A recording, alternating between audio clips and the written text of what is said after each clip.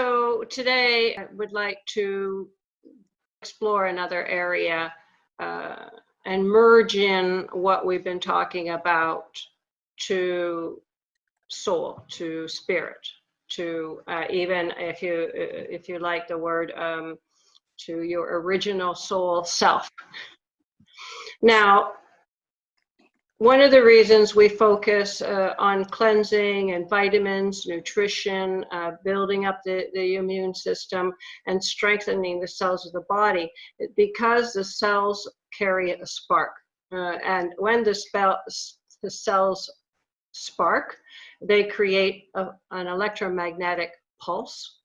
That electromagnetic pulse is electricity.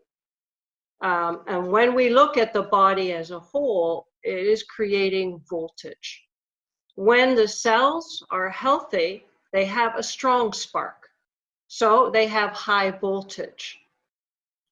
The greater the spark, the greater the voltage, obviously. Now, your soul essence, as you know, is not a heavy, dense material like the cells of the body. It's surreal, it's ethereal, it's not even liquid. Of course, we know it's invisible, but it does. I don't even know how to describe the soul. How do you like that one? It is you, and it's your consciousness, but we can't weigh it or measure it. It doesn't have volume or smell. It doesn't, it can live outside of time, but it came into this physical form because it wanted to be in time. As a soul, when you have no body, it soars, it flies, it's forever. It remembers everything it's ever lived. It knows everything that it ever will live. It stands in the threshold of creation. But having a physical body is special. The soul craves that because in its journey through, we'll call it heaven, the void, if you like, through its journey, it has a relationship with itself, but it's hard for it to have a relationship with another, like a human with a tree, or a human with a cat or a dog, or a human, hugging. That exchange, a soul doesn't have. Not that it craves it in its own world, it creates its own world.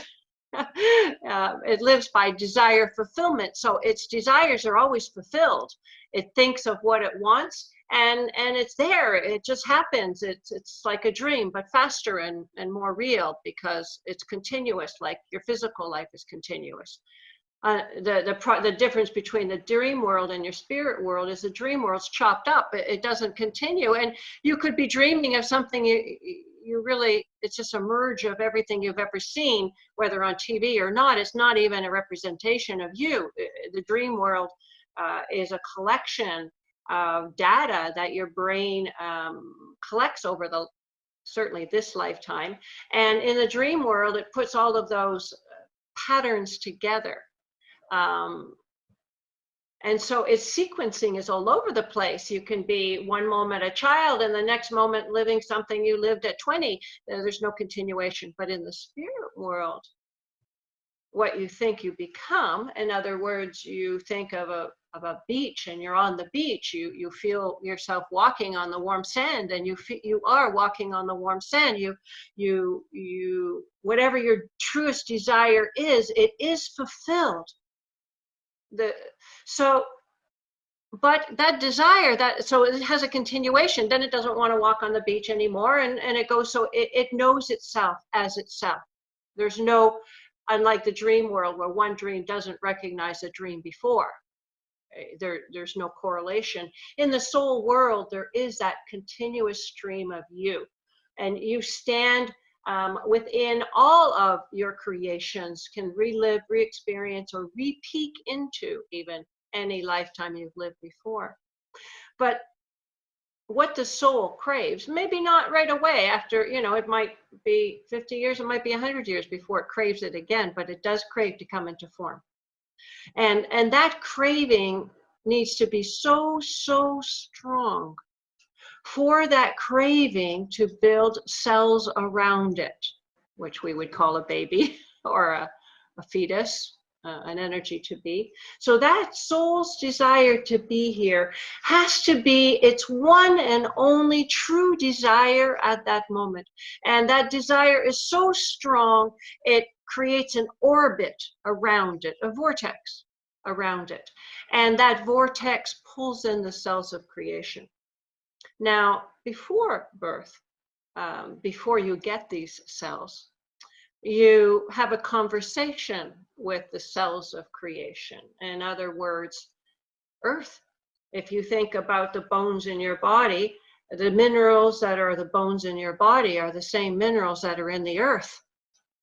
All of the minerals going through your bloodstream, they're the same minerals that are in the earth. If something genetically in you doesn't recognize an element, then it won't even take it in. And this is what grounding is. It's allowing the frequencies of earth, the pattern that is the minerals of the earth, to speak to the patterns that are minerals in you and remind them of their wholeness. That's what healing is. Okay. So you want to have a body. So you go to the cells of earth and you say, I would like you to form a body for me. I want bones and hair and teeth and skin and muscles and flesh, and I want organs, and I want to be able to laugh and dance and sing, and oh yeah, I would love to have a good voice. Or maybe not. Maybe my priority is I want to live in a farm. I want to have animals surround me day and night. Okay, so you have this strong desire. There's something you really, really want to do here. And it might be a multitude of things, but this same, whether you are in form or outside of form, it's always desire fulfillment. That's what propels creation. All of creation, whether we're talking about creating abundance or whether we're talking about creating health, it's all about desire fulfillment. That means whatever you truly, truly crave or desire, it has to be on the top of your list. It has to be in your heart, a calling, a purpose, like a magnetic pull. And when your desire is that strong, you can manifest anything and everything. Okay, so here we are back as the soul. You have a desire. The universe creates, or has always created, in the way that whatever that soul desires, it can be made manifest. So your desire is to have a body, to fulfill something you haven't lived or experienced before, or something you feel you have to bring into the world or share with the world, or maybe just things in the world you want to experience, like the taste of ice cream.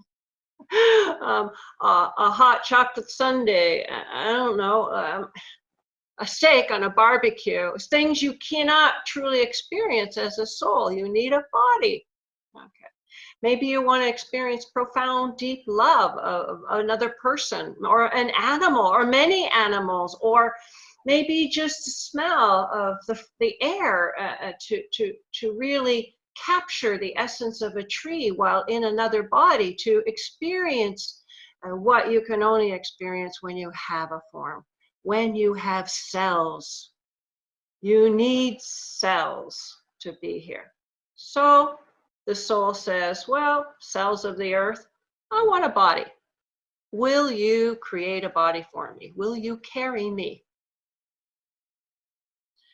So the earth cells say, well, I don't think so. I mean, let's face it. How many lifetimes have you killed other cells? Have you abandoned and harmed the cells that were you? When you harmed all cells in creation, we sent you there as caretakers, and you slaughtered things and harmed things and destroyed things. Why should we give you more cells? Just to destroy again? So the soul says, no, I got it. I've been through so many lifetimes and so many things, and I understand now.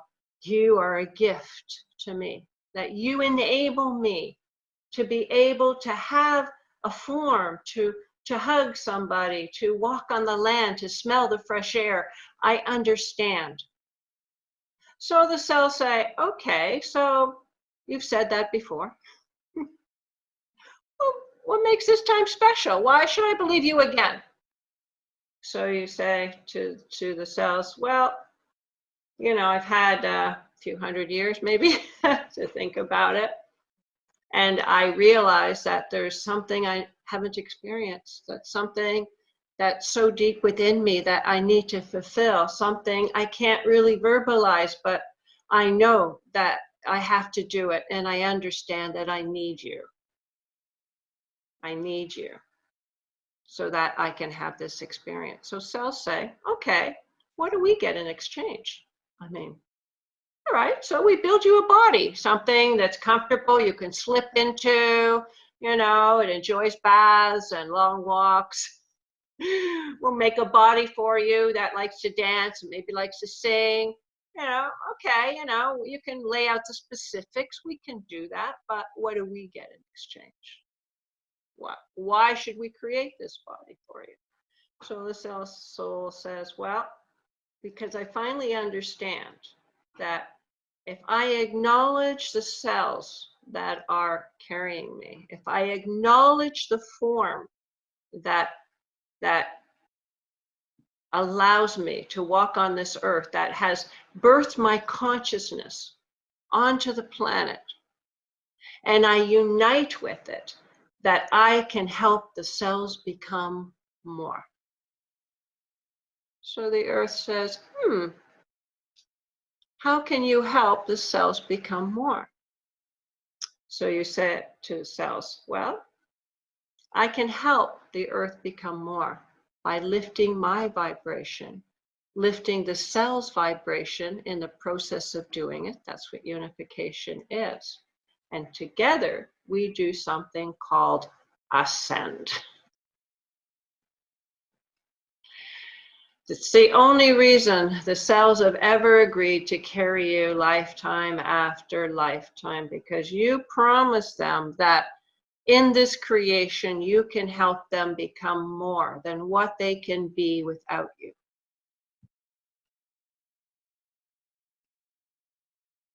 The problem with humans is that they don't understand this really basic communication that happens before every birth. And when they're in form, they begin the journey of harming themselves, of whipping themselves and telling them they're not good enough, they're not smart enough, they're not pretty enough, they're not fast enough, they're not cool enough, they don't know how to swim or hate water, whatever, or the nose is too long, or the legs are too short, or the body's too wide, or right? Don't like the eyes, and I hate the hair, and right? And people unfortunately are trained to think in a way where they are against their body. Now, being against your body means that your cells can't carry a high voltage spark. So we're back to the spark. Okay. Why, you might say? So we're a little like that fish in the fishbowl. So, you're swimming in the fluid of the universe, that's not even the right word. You're swimming in the fluid of creation, but you don't see it or realize it. So what happens is that every thought you have, you're manifesting. Every desire you truly desire is being fulfilled. And that's the job of your cells. And to the degree of time it takes for the cells to respond and for you to manifest is dependent on that voltage. The higher the voltage, the faster the manifestation. The lower the voltage, well, low voltage, like any battery, it can't quite get that communication out. So having high voltage, yes, it is dependent on food. Yes, chemicals from regular factory farming and that whole path is definitely low voltage, because then the body has to get rid of the pesticides, insecticides, and herbicides that are slowing the system down. So we know Yes, you're going to have higher voltage if you eat organic. Yes, you're going to have higher voltage if you make sure you get all the minerals and vitamins you need. Yes, you'll have a higher voltage if you oxygenate by moving, breathing deep, yoga, stretching. It doesn't matter, but something that is allowing your system to move, we know oxygenates you. Yes, you will get energy from all of those things. Meditation, definitely. But if there's a but, it's not enough. Yes, you will get energy from all of those things, but if the soul that brought you into existence, that's the vortex that keeps the cell spinning in the form you call you, then, and if that is not in unification and vibration with the body, the cells, so that the soul and the cells are not in harmonics, then that disorder, or that becomes a definite disorder, that disorder creates an array, an oscillation problem, a vibrational problem, a sound and frequency problem. And what do I mean by that? So your cells take in fluids through this thin membrane wall, fluids, fats, or oils, depending where that cell is. So it's breathing in, breathing out, whatever, fluids is, if it's a liver, it'll be fats and oils. But anyway, so this movement creates a sound, because it is movement. It wouldn't be audible to us, well, unless you were very, very sensitive. But this is moving back and forth in each cell. That's creating a sound. It's creating a vibration, because movement creates a vibration. A sound and vibration is a color. It's energy. And that creates what we call a cellular signature. If you think of all the cells, say in your liver, that are all taking in fats and oils at the same rate, all of them together are singing the same song, basically. They have the same sound and vibration, so they'd be the same color, because of the same sound and vibration. That would create an organ signature. So then you'd have your liver organ signature. Science does this. This is very ordinary fact. Well, maybe not ordinary, but fact. Okay, so now we have an organ signature. Now, what if the cell is not taking in fluids or fats or oils at the right rate? What if that cell has low voltage? So even though it has the right minerals and ingredients it needs in that area, if it has low voltage, then it cannot take in fluids, fats, or oils at the rate it's supposed to. It's like, again, like a battery, it doesn't have the juice, so it can't keep up to the rest. And this is what we call free radicals. It's where the cell begins to misfire. The cell's low in voltage. Now, what is the soul? Well, the soul is voltage. So if we look at it another way, so the way I always like to think of it is, we have a TV set. We plug in the TV and the socket in the house, in the wall, and the TV works. It's great. That is the voltage that the TV receives to work. But if we take that TV and we plug it into the high tension wires out there, it's still voltage. But what will happen with the TV? Right? It's too high a voltage. So when you have cells in your body that have low voltage, the soul can't be aligned with you, because your cells will go, they won't handle the voltage.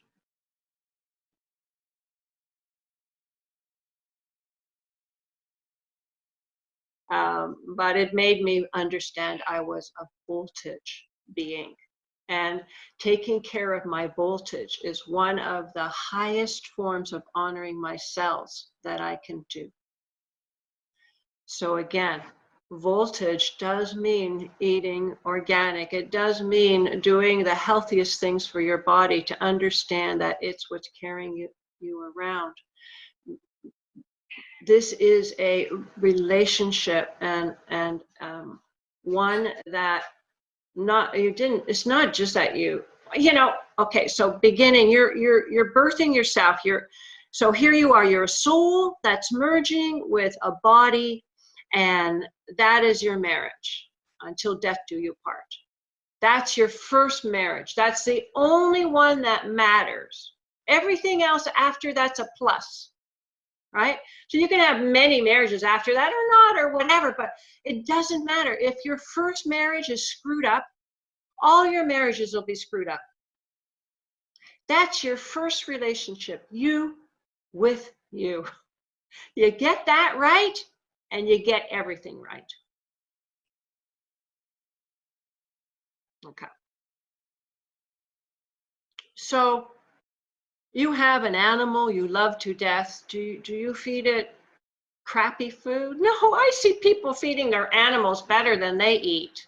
What is wrong with us that we think we can shove anything in our mouth and be healthy, and the body be healthy and the voltage be high?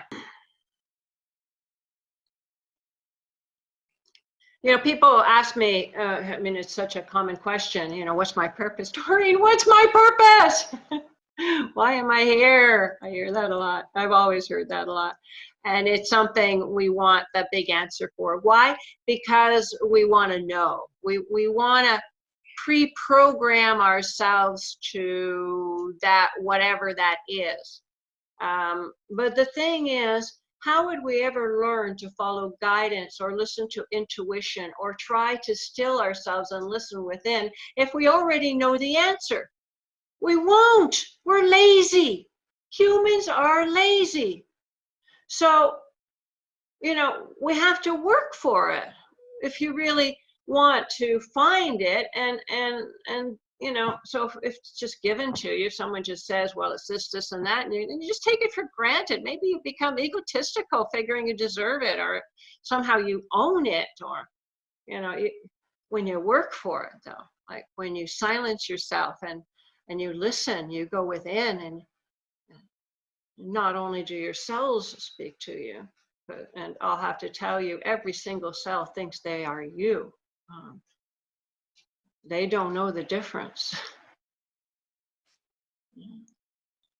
And so they're all conscious, and they believe their world is the most important thing. And, you know, they live in a world that they understand, you know, they're fish in water in a way, you know, and they're swimming about, and their world is all they care about, and they do their job, and, you know, they're good. Cells are good. I mean, they do it, they sacrifice themselves for the whole. They don't even know what the whole is. They can't see the whole body. The cell can't see all of you, what you are up to. But it has the faith. It has faith that what it's doing is good and right, and will help you. So yeah, every cell sacrifices their life for you. They're God. You know, you are the invisible being they serve. And understanding that those 7 trillion cells are your children, and they depend totally and completely on you. They are your original agreement.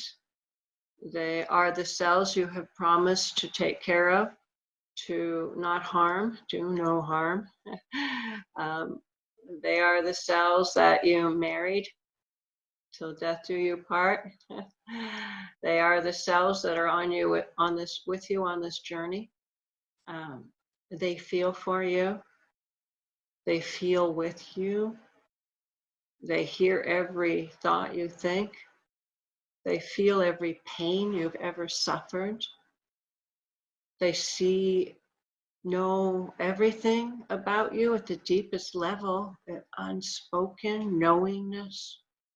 Your cells are the closest companion, 7 trillion companions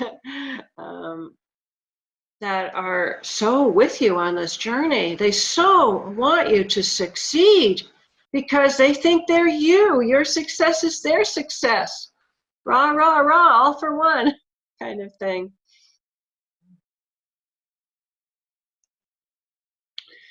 So the journey, you know, the spirit will always be spirit, and there'll always be this wanting to be, you know, here on a planet, to experience form, and it's not just to have children. It's not just to breed. Otherwise, we would have a lower functioning brain. Obviously, we would just be like a normal animal and just breeding. Yeah, so we were given this delightful brain. Mhm.